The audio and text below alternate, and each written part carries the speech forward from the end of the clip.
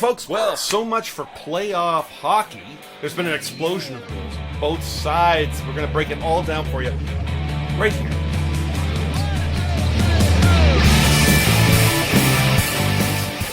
You're in the offensive zone, your place for Leafs hockey.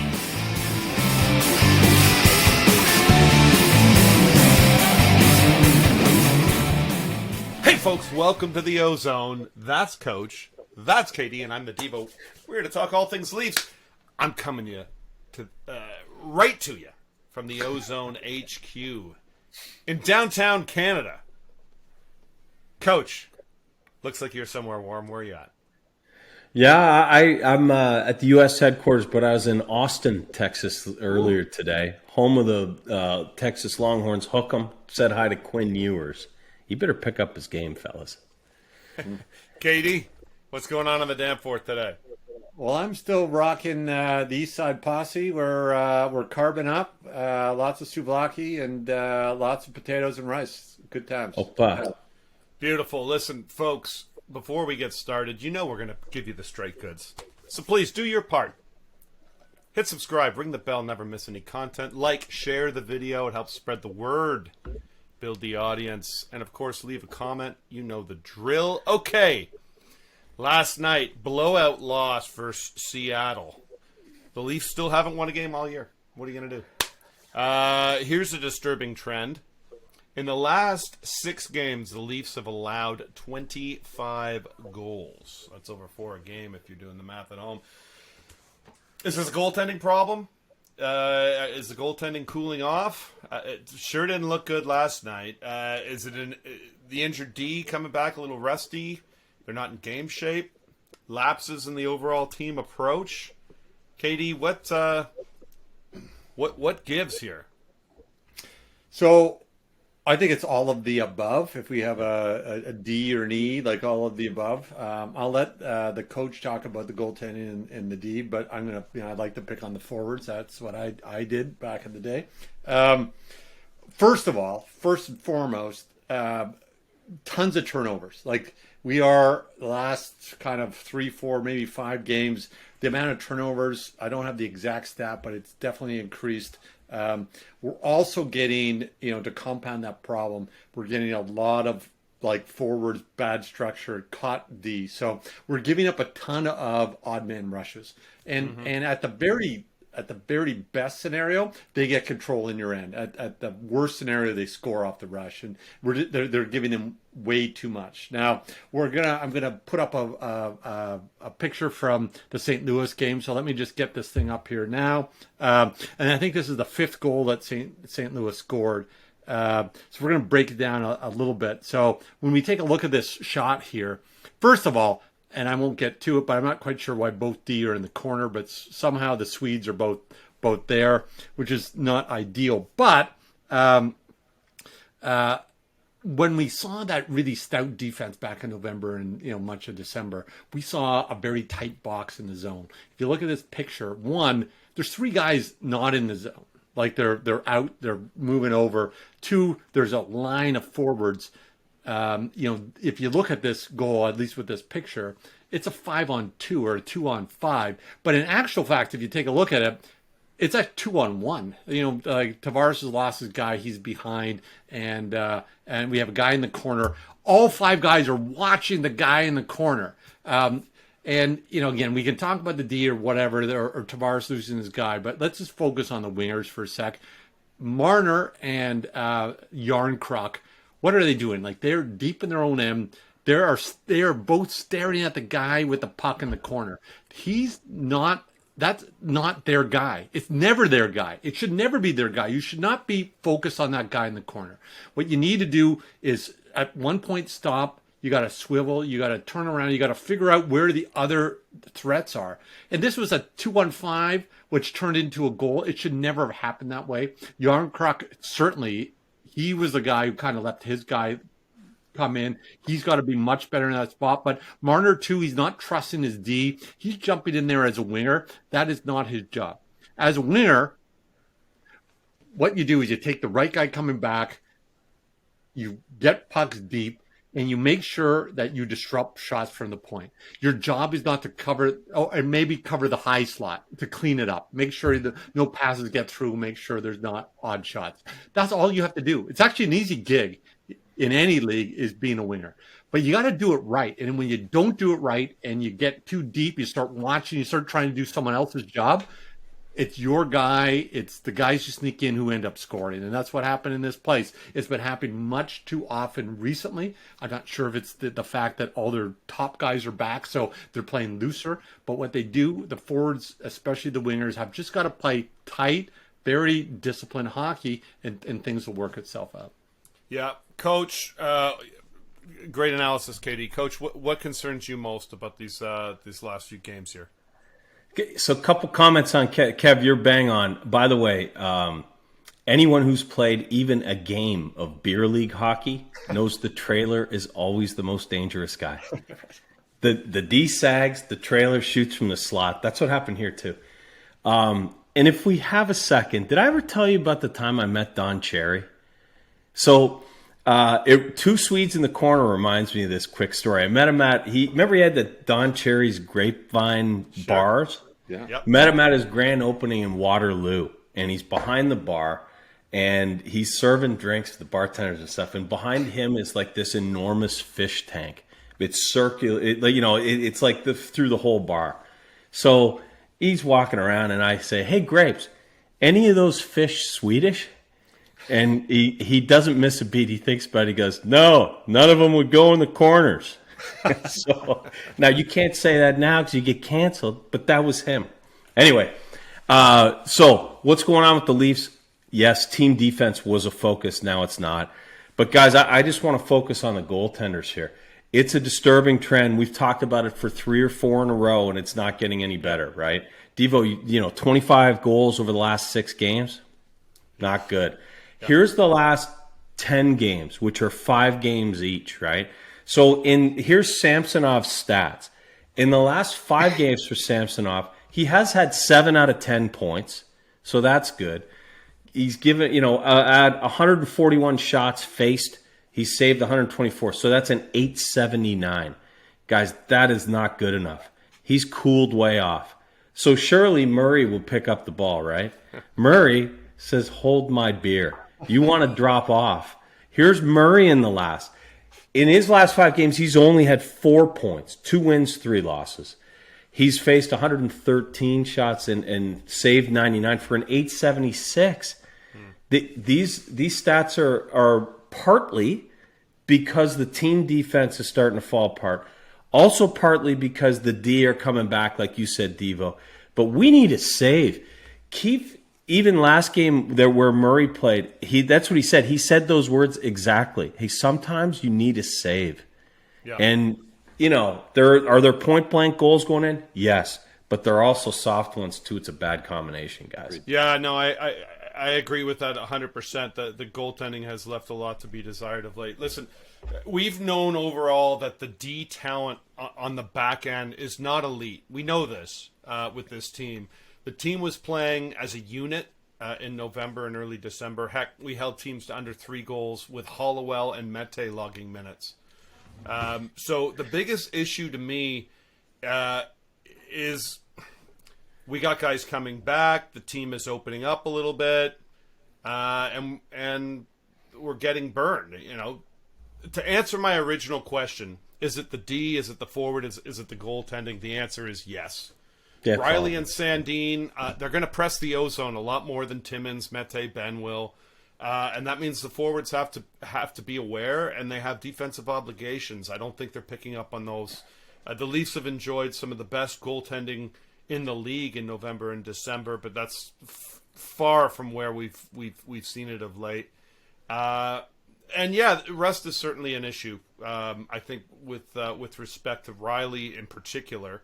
Yeah. Brody didn't seem to miss a beat, but Riley his first game back was not lovely. And then also in all of this, The PK just hasn't been as solid as it has been in the last year. We've enjoyed a very solid unit there. The last several games, not so much. So it's death by 1,000 cuts right now, but it really hurts when you get a game like Murray gave you last night against Seattle, where at least you're down pretty big, but maybe there's a chance to get back in, and he lets two more softies in, and it's 5-1, and the game was over before the halfway through the second period, and the team didn't have it anyway, so it's not the end of the world, but it's disheartening for sure. Okay, Hey Kev, for the old Carbuzzi squad, we don't Thursday nights. We don't know anything about bad goaltending, do we? No. Well, every once in a while you apologize to the goaler, and then the other times you make him buy a drink. You buy him a beer. You buy him a beer and try and pick him up. So there you go. Hey, our guy needed a second job, Devo, to buy drinks for all the soft ones he let in. Okay, so if 25 goals against in the last 6 games is a negative trend, the 24 goals for during that same 6-game stretch is a good trend, right? Nylander now leads the club in goals and points. Matthews just set another Leaf record. Bunting is on fire. Hey, Engvall's chipping in a little bit. Coach, is our scoring back for good, or what's going on with this offense? Yeah, we always thought we'd score more. I mean, when all those injuries happened at D, had to really buckle down, and it probably came at the expense of some scoring. Also, one of the guys being hurt, Riley, comes at the expense of scoring too. Sure. So now we're all back, and I think we're feeling like we got a full contingent, and what we just said for the last 5 minutes is true. When you press, you're going to score more, and you're going to give up more. So I think that could be tightened down a bit. I do think Riley really hasn't started to contribute again offensively. He will. But here's the other thing, though, is the commitment to the 5-forward power play. It's been interesting, right? He gave up a shorty, a bit of a soft goal by Samsonov. But, we were talking about in that World Junior, right? Connor Bedard runs it from the right side, but that's his strong side. The Leafs, the combination of the 3 skill guys there, Nylander, Marner, and Matthews, for you to be able to get your offside flanks for the one-timer, there's 2 rights and a left. So, and Marner would be useless in the bumper and more useless in front of the net. So he's either on the side, but he's not really a shooter, so they put him at the point. I'm interested to see how this plays. I like that he stuck with it after that shorty. I don't think there's any way in hell you go into a playoff game and do this, but it's entertaining. Unless you're down, you're down a goal in the third period. I see them pulling it out, and you may as well have it a bit tested rather than sort of pull out the Hail Mary and you haven't run it all year long. Yeah, I mean, it's not a bad proxy for being 6-on-5 too, right? So you get a forward in there too, and then there's those 5 forwards. As I've said 1,000 times at length, like we need 3 and 4 shots every power play, and this is probably the best way to ensure you get 3 or 4 shots. Yeah, that's just it. Maybe you got to play the numbers. Yeah, you got to play. Maybe the only argument I'm going to throw out there before I give you the mic back again, Kev, is one of the ways that teams have beat Toronto, particularly in the postseason, is let them dance around the boards and give it to them. And I worry that those 3 guys at the top just whipping around, getting all excited and letting their hair flow, if that does anything except bring the shots down. Potentially. Obviously, they're the best 3 guys we got on the team, and so you roll with it. Anyways, I think what you're doing there, is just you're loading up, allowing Marner to load up Nylander or Matthews for one time. So the two best snipers on the team. Yeah. And you're totally right. If they're going to lollygag and not get shots on net, then you don't do it. You do that exclusively to get shots. That's why you do it. Yeah, I mean, what's going to happen is Marner's going to get a ton of open looks because they're already taking Matthews away. Right. And now Nylander's scoring. He's got a big one-timer as well. Yeah. So they'll take those 2 away, and that middle lane's going to be open. Yeah. which is, Bunting will stick his nose in there. Right. Yeah. KD, do you want to anything you want to add to this uptick in scoring of late? Well, it's it's one of those like Barry Trotz like quotes where he'd say like it's irrelevant that you scored 24 goals if 25 going against, right? And I think some of it's been defensive irresponsibility is the reason why they're scoring more. Like they're cramming the net, they're doing all that stuff, but they're also not back and playing two-way hockey.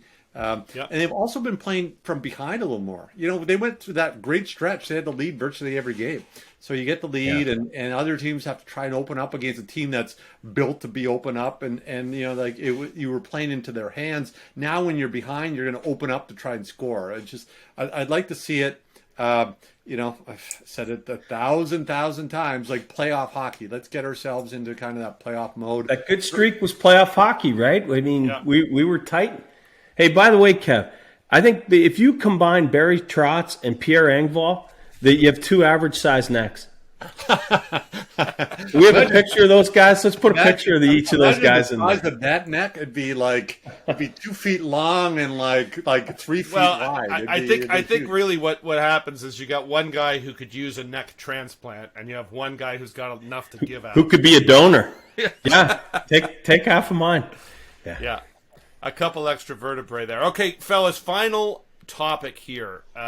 We would be remiss not to mention Team Canada. Nice hat. So final topic. Canada beat the pesky Czechs in OT of the World Juniors to go back-to-back golds. Clearly, the talk of the tournament is young Connor Bedard, who will be the first pick this year in June. It seems pretty clear that he'll go straight to the NHL next year. But how good will he be in his rookie year? Who knows? So who would be a comparable NHLer? KD?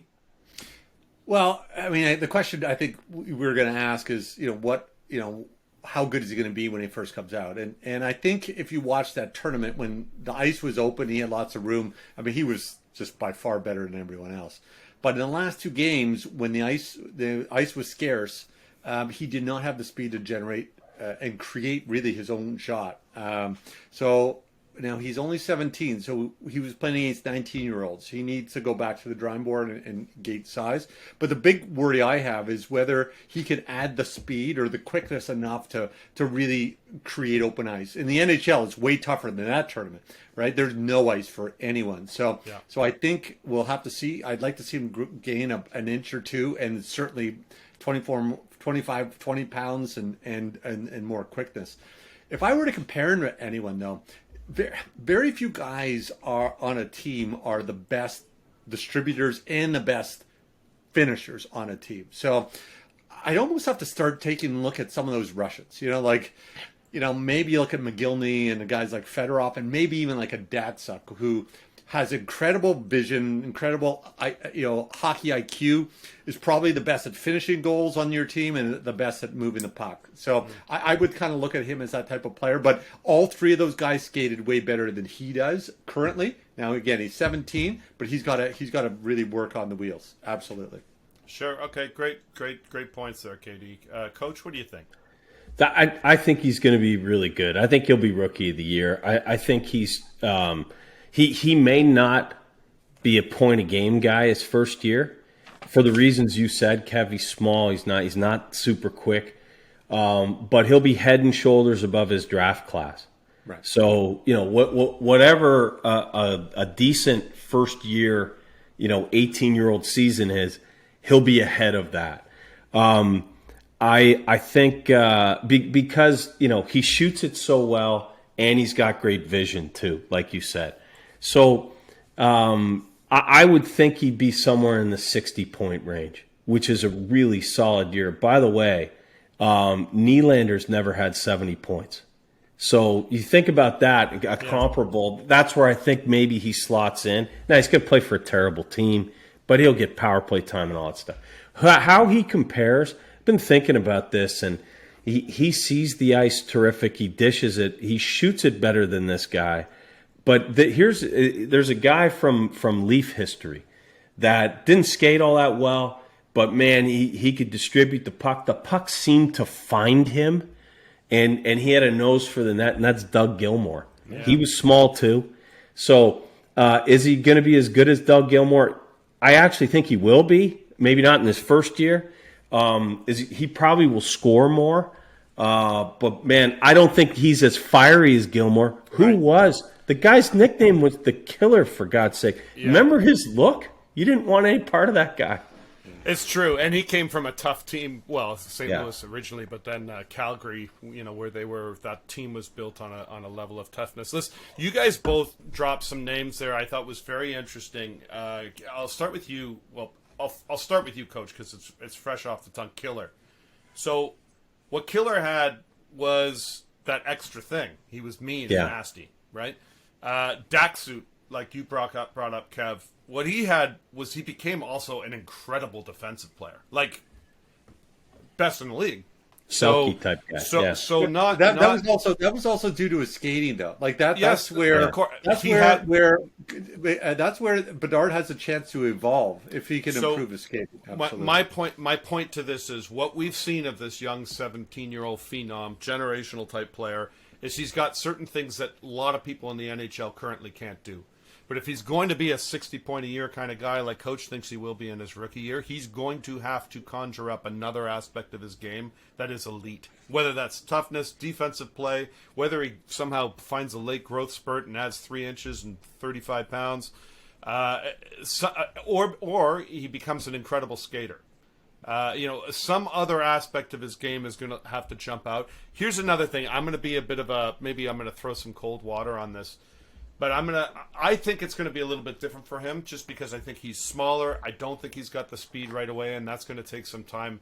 It's not easy to learn how to be fast in the fastest game on the planet. So I think he's still growing. I think that's good. I think the worst team in the league is going to draft him. That's likely going to be the Blue Jackets or the Hawks or maybe the Ducks.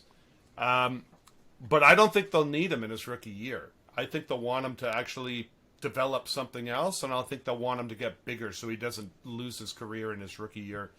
And those teams are going to want to keep tanking anyways. So I could see him playing in another World Junior tournament for Team Canada. 47 points in one tournament? It certainly means that some of the untouchable records that some of those European guys have out there might be touchable if that were to actually happen. But we'll see. The future is definitely bright from this kid, and we'll keep an eye out for him. For you, obviously, there you have it, folks. For your New Year's resolution, commit to something that's good for you, something for your mentality, something for your well-being. Like us, we're always here for you. We're here for you almost every day, right here on the OZone.